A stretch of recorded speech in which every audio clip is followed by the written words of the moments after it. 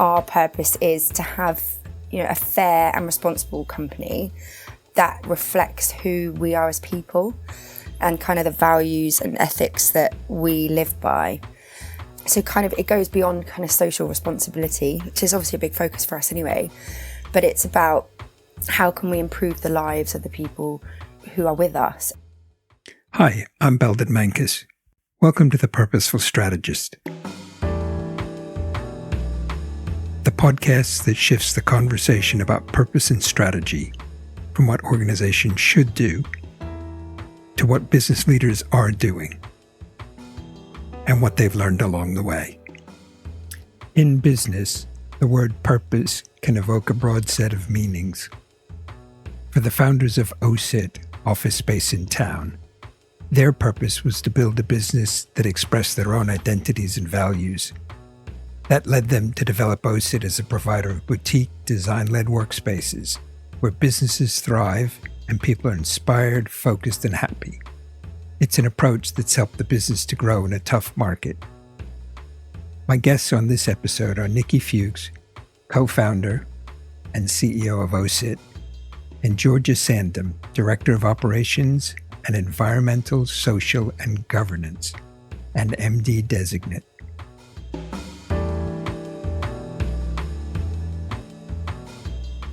Let me ask you to set the scene for our conversation by telling listeners a bit about yourselves and the business.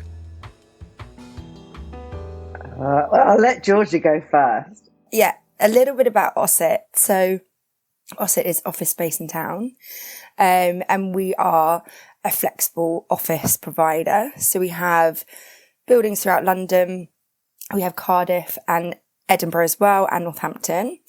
We started in London in Euston 2011, and that's when I started with another founder called Sarah Singlehurst, Niki and Giles, brother and sister.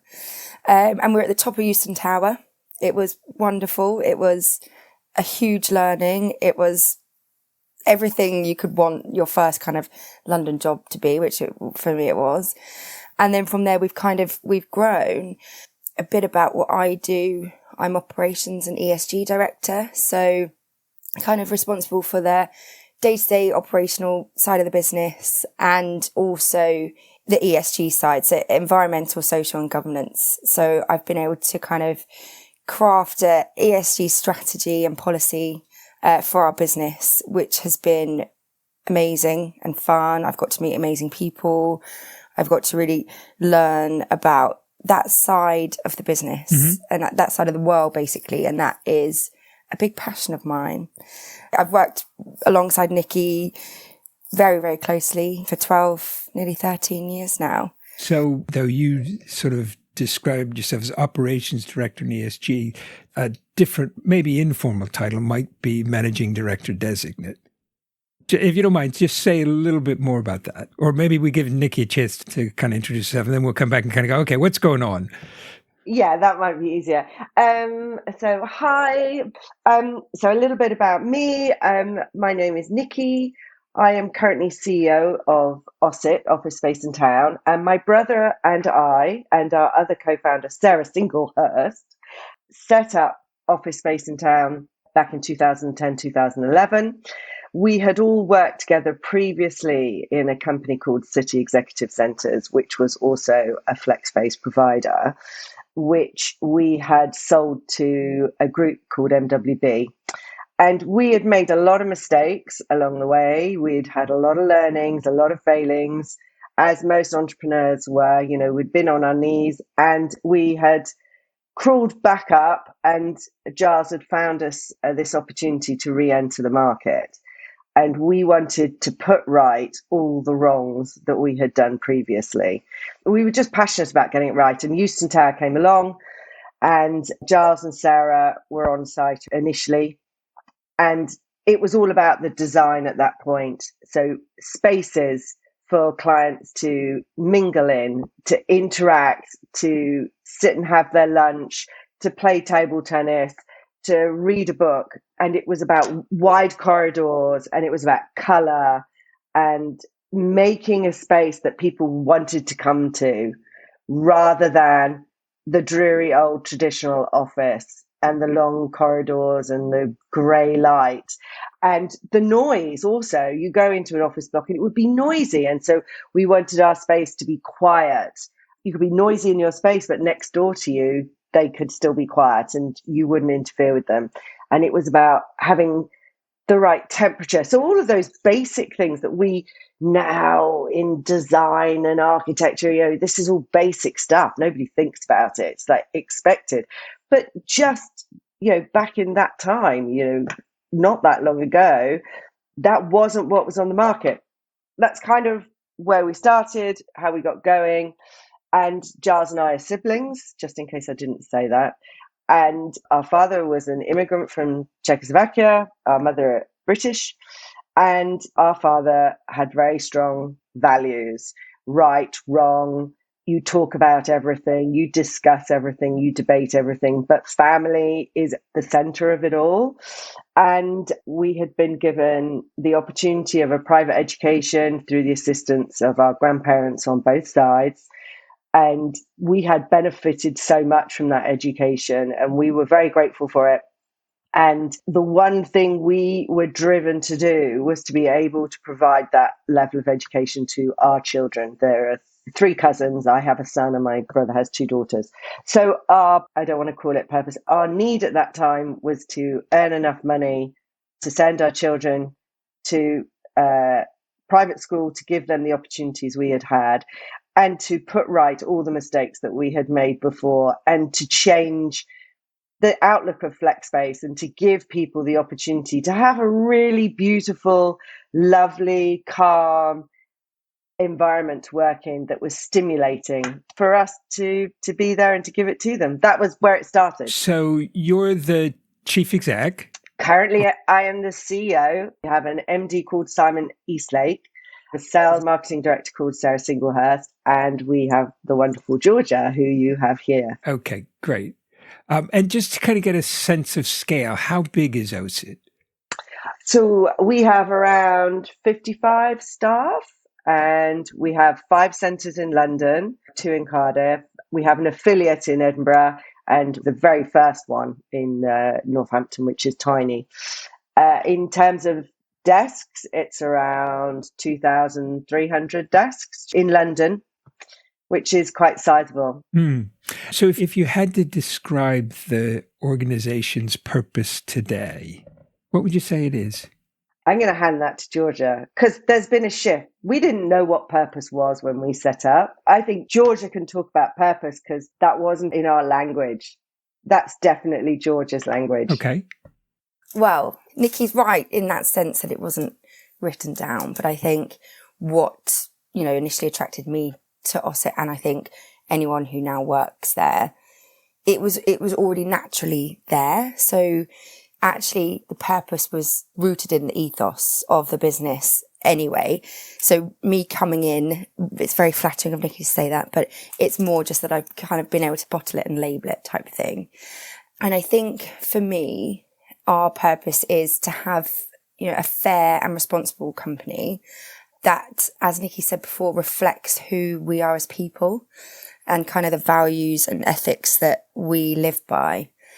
So kind of it goes beyond kind of social responsibility, which is obviously a big focus for us anyway, but it's about how can we improve the lives of the people who are with us. And we call them OSiTeers. It's like a little family bubble, and it's like a camaraderie type thing. But, what can we give that will improve their lives?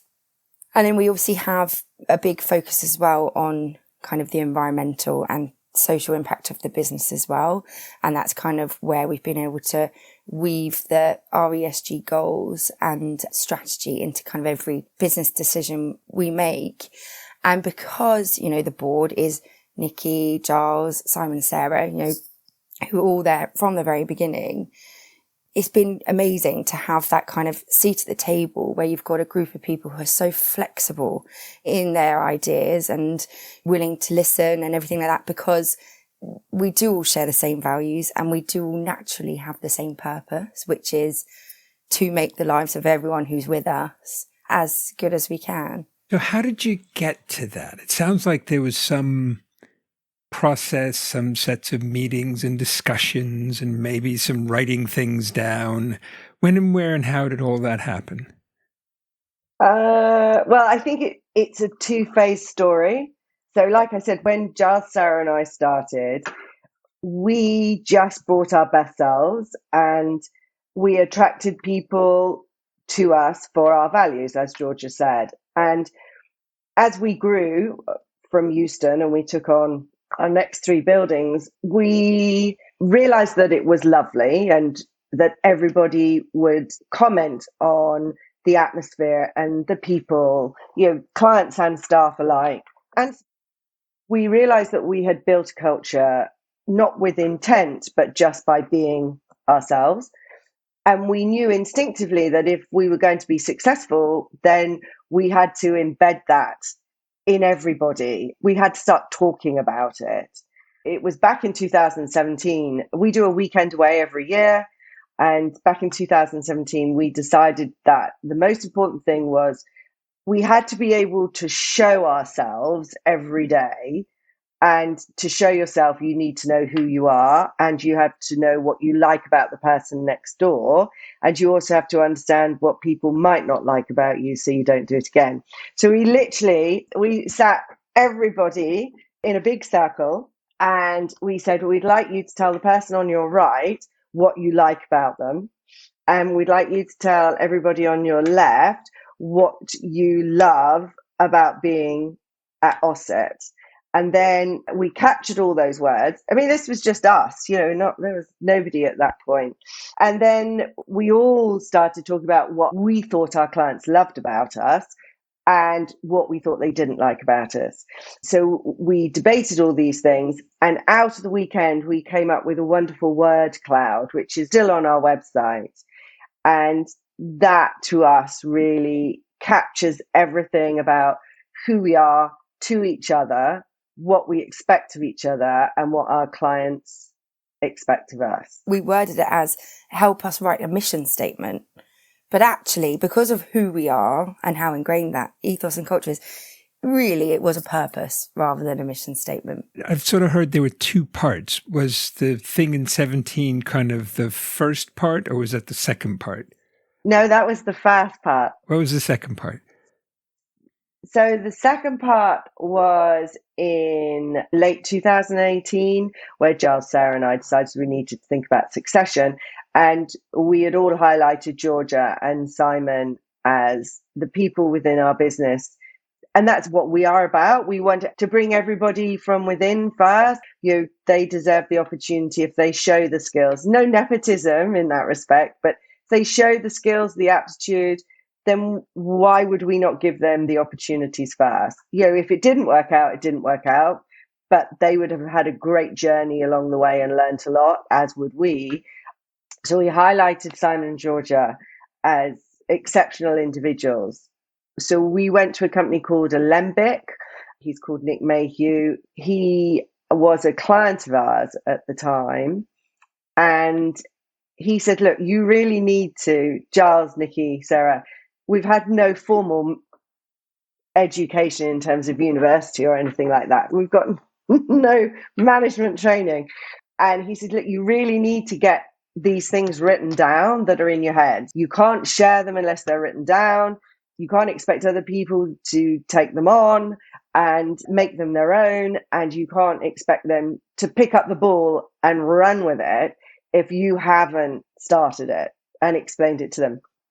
So he just made us write down our values, our strategic goals, the journey that we wanted to be on. And we did all that with Georgia and Simon. That was the middle second phase, yeah. Okay. Georgia, how did you see all of that? I remember the session so well, being in that room and going, yes, yes, and agreeing on things. And I think what it helped do is it helped us marry up the strategy with our purpose. So this is where we all want to get to. And then these are the boundaries in which we want to do it in. And this is how we want to do it and why we want to do it. Why are we all here? Why are we striving for this, etc.? And then that kind of was the kickstart of the kind of process of the succession planning, which for me has been a wonderful journey. priceless to have both Niki, Giles and Sarah as mentors. Yeah, and I think with Nick, he's a wonderful man and he's had kind of a Buddhist upbringing. He's so intellectual, and he really gets into human psychology. It's all in there, but pulling it all out and being in the same room and all saying, yes, everything that we feel is the same. We are all aligned. It makes them paving that journey much simpler. So I want to explore a couple of things. So that was in maybe 2018. Yeah. So now, more than 5 years ago. Take 2 out. Well, yeah, but the Earth still did go around the sun, The doors of our buildings were closed, though. They were firmly closed. I do understand what you mean. Surviving through that, I'm sure, was a bit of a challenge. But interested to know, what was the strategy then?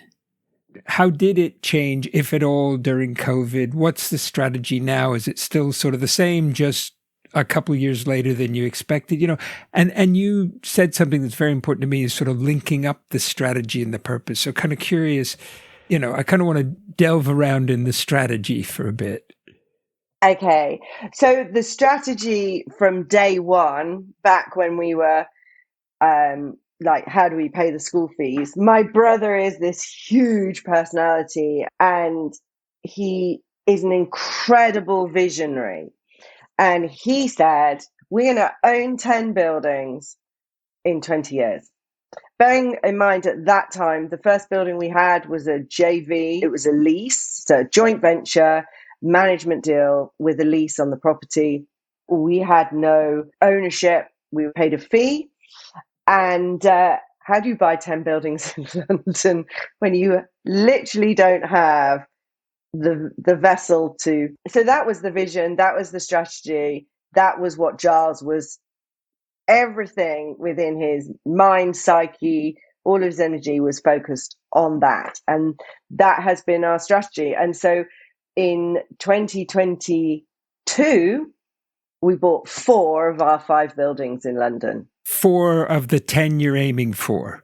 Off the previous shareholders. Yeah, very good. We're at 4. So the strategy is exactly the same. The products may have varied in line with the changes in working habits, hybrid working, net zero, and all of those things. But the ultimate strategy is the same, 10 buildings. And we're actually currently going through raising finance at the moment, which we hope will shift the dial, because it's been very quiet in the world of OSiT for a few years in terms of growth. Is part of your strategy from here to find a building and one way or another get to where you're running it and then buy it? Or is it, let's find a building we can buy and then we'll run it? Yes, there are 2 sides to the business. So we find the right buildings, we find the right financial business partner, and we buy it as a JV. Generally, we're a minority shareholder owner. And we buy the building, we fit it out from core, we open it as a serviced office, and it hits maturity at about year 3. And the initial investor at that point is somebody that has a short window for return. So they're looking generally 3 to 5 years. What they're looking for is the capital growth. So we've taken a grey building that needs renovating. We've made it into a grade A building. It also has an operational business that is profitable within it. And so at that point, they're looking to exit.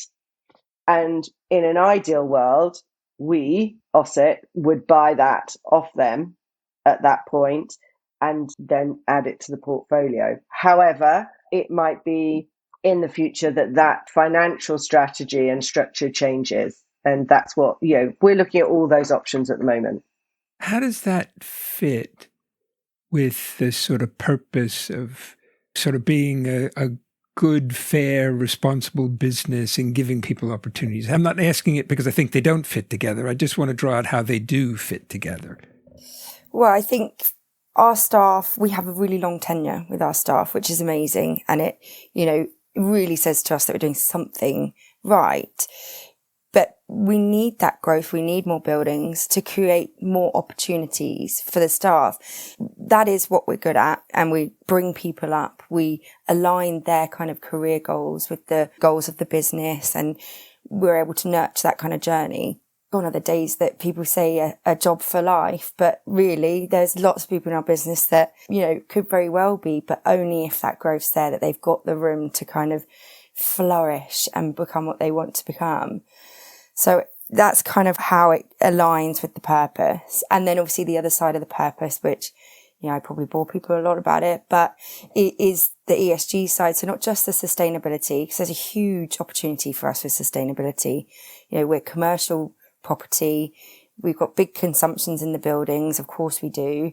How can we make these buildings as efficient as possible, reduce our carbon footprint as much as possible, be pioneers in that space, be change makers, because there's so much improvement that can be done in the commercial property world in terms of sustainability, but then also the social side. So community and charity and everything like that. And the bigger you are, the more influence you have, and the more resources you have to be able to contribute to that. So that for me is why the growth is so important to help us with our purpose. You talked about kind of long tenure. What does that mean in your business? Because if somebody says 18 months, it's like, wow, they've been here a while. And in others, by the time you get up to 20 years, people stop treating you like you're the new kid.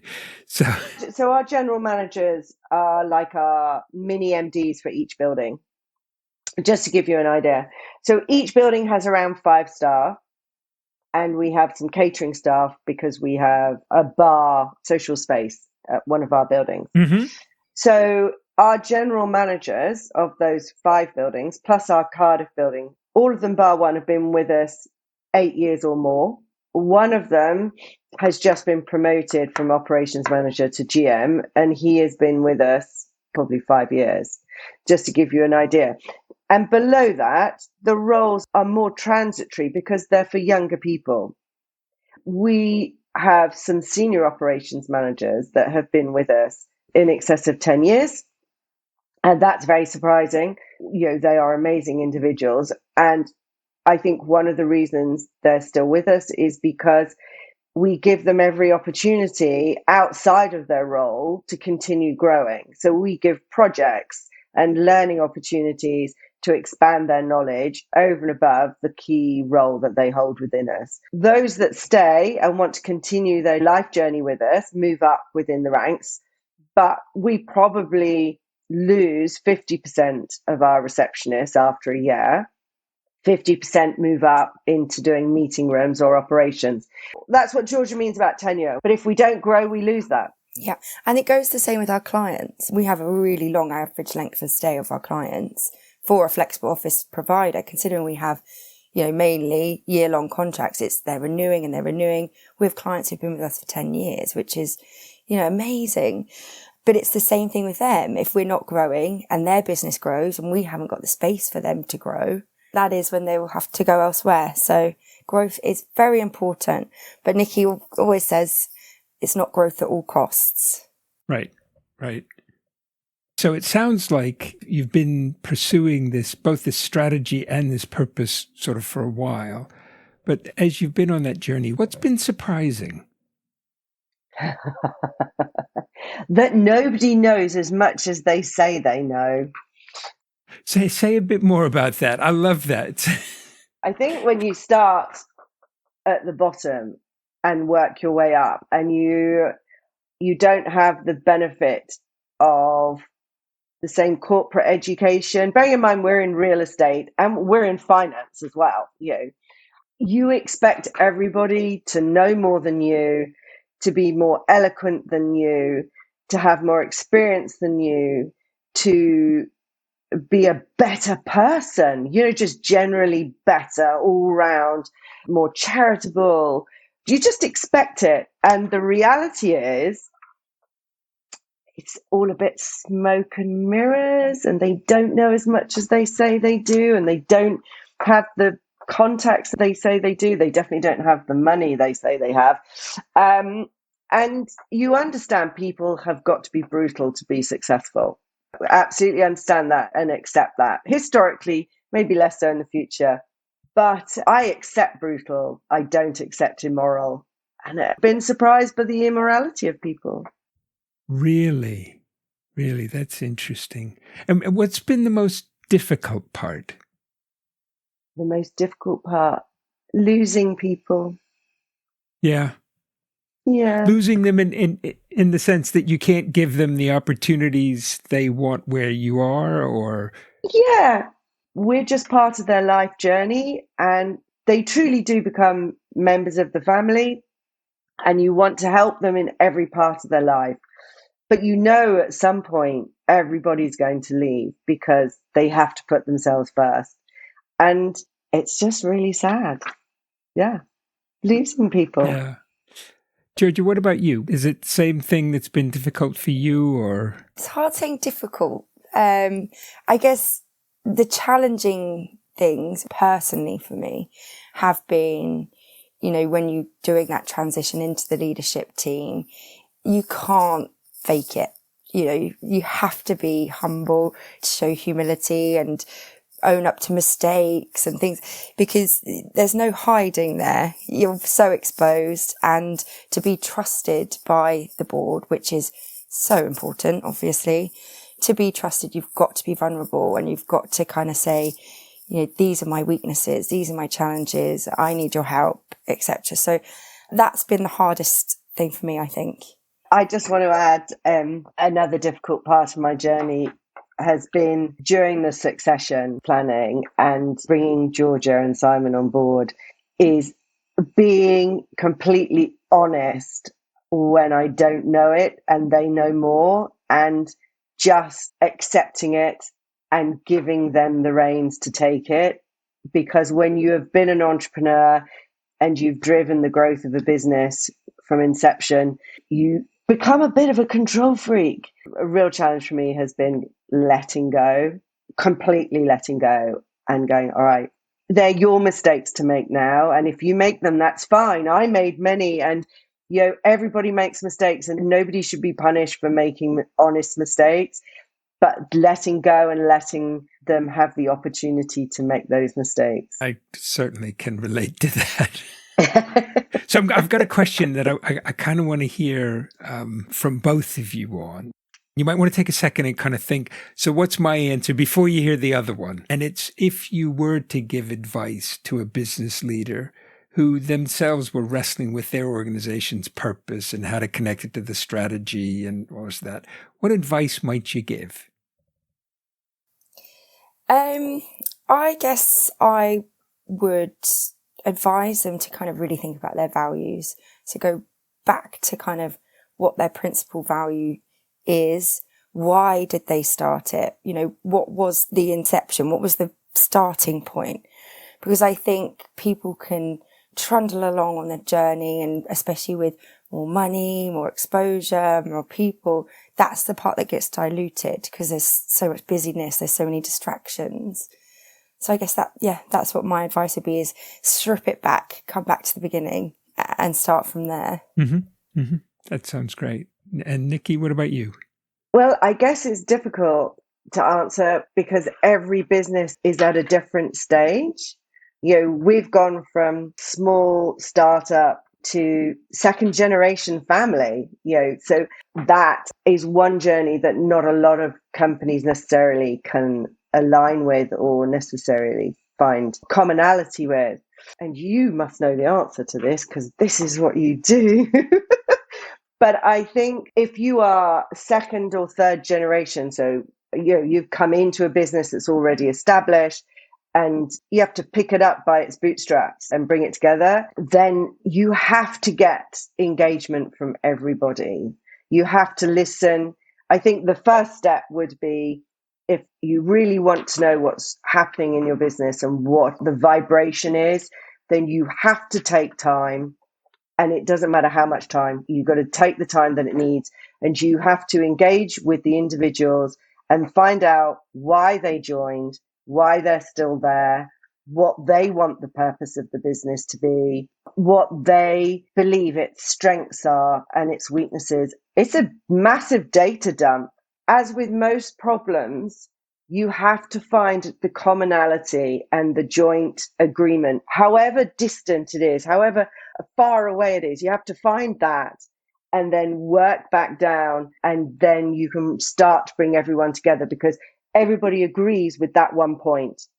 And then you just continue working to highlight as much as you can all the other areas of commonality until you have something that you can build into a statement or a action that everybody can engage with and everybody can share as their purpose. That's all I can say. I like the way separately you've pointed to two dimensions around purpose that I think are really important and come up a lot in conversations that I have with other CEOs and leaders. And one is the importance of sort of, if I could call it history. Where did we start? What was this all about in the beginning? Because we were probably pretty clear then, even if maybe that's gotten a bit obscured. And the other one is what I might call, height, distance, start with something big and high and, that everybody can say, yes, of course that. And then you almost need to bring it down into all those practicalities that you can still connect it and everybody can still be aligned. Now, I think it's really, those are two, they're not the same dimension. But I think if you can kind of hang on to both of those, it's really helpful in trying to figure all that out. So fantastic advice. I think great advice. We're going to take that. What haven't we talked about that you wish I'd asked you about? What subject might we want to take at least a few minutes and sort of delve into? Oh, that's a tough one. Well, I guess for me, it's nothing really, well, it is everything and nothing to do with purpose and strategy, but succession is a really tough subject, and change management. They're two topics everybody struggles with. Just two things I would throw in the pot. If you have some words of wisdom around those. I don't know if I have any words of wisdom, but I do have a question, which is, so where are you in that process? Because it sounds like it started a while ago. We are very close to the end. So I have stepped back nearly completely day to day. Well, I have stepped back day to day. I'm not involved day to day, and I don't have a traditional CEO role. I am more here to keep a hand on the tiller, to be their point of reference in the storm. Mm-hmm. And Georgia, what's your sense of it? Does it feel to you like you're getting to the end? Oh, definitely. Niki and I particularly have been on such a journey. We've worked together so closely, but I have so much love and admiration for Niki as a person outside of, her being my boss. So having that journey has been so special. And I think the challenges that we've had, and we actually were on a panel in Glasgow talking about challenging the orthodoxies of succession. And it was an emotional, really raw in front of the crowd, example of how we were feeling. And because we have that love and admiration for each other, well, certainly I do for Niki, that actually poses a challenge because you don't want to mess it up. This is her baby. This is her business. She's saying, you take it, run with it. Because of my feelings, towards Niki, that makes it so much harder. It's like a little fragile thing now. And you think, oh, gosh, I don't want to ruin it. I want to do the best I can for her. It was a really interesting, as I said, very raw conversation that we had. So is it harder when, sort of the business is family ownership? It's got a very strong family feel to it. Does that make it easier or harder? I think it makes it more purposeful. It does, definitely. I think it makes it easier and harder because I didn't have to make a throwaway decision. Oh, who's going to take over from me? Run an interview process, leave it to HR, do the final decision. Yeah, they've got all those tick boxes. Yeah, they've done it before. They'll be a good captain of the ship. I'm stepping away. My relationship with the company doesn't really continue unless you got shares in it. But, generally that you take the shares out. And so when you replace yourself in the corporate world, there's an end date where that relationship with the company firmly ends. But when you are in a family business or you're a founder, you're never going to lose that emotional relationship, even if you have a management buyout, because you're going to see it in the marketplace forevermore. Yeah. And go, what if? Yes, it is a massive thing. Any questions for me? Are you going to change your podcast at any point from Purposeful Strategist to something else and investigate a different element of business life? Oh, that's a great question, Niki. That's fantastic. So my first reaction, that I sort of have like a reaction and a half. The half reaction was maybe I should change the name. I don't even remember, somebody in the last couple of weeks used a phrase to describe it that I thought, oh, that's what I should have named it. So I might change the name. Who knows? This topic of purpose and strategy has, in some ways, it's been what's driven my career. And certainly over the last 15, 20 years has been heart and center of what I do with people. So would I change it to, I don't know, something else, transformation, or probably not.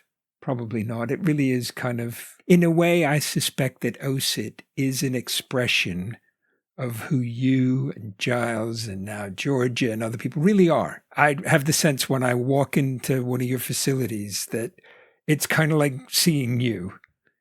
And therefore, I don't get the sense you'd then go, oh, so now we're going to do something completely different. So a fantastic question. But I think probably, this is sort of me. It's what I do. Whatever potential new name you have for it, for me, the Purposeful Strategist is all encompassing. And when I've listened to your other incredible guests, let me tell you, I've learned a lot. The content is exactly what I expected it to be. You have a great topic, which is really useful. Well, thank you. Well, that's probably well past a good note to end on. Thank you so much. It's been a real pleasure having both of you. Thank you so much for having us. Thank you, Bowden. It's been fun. Thanks so much.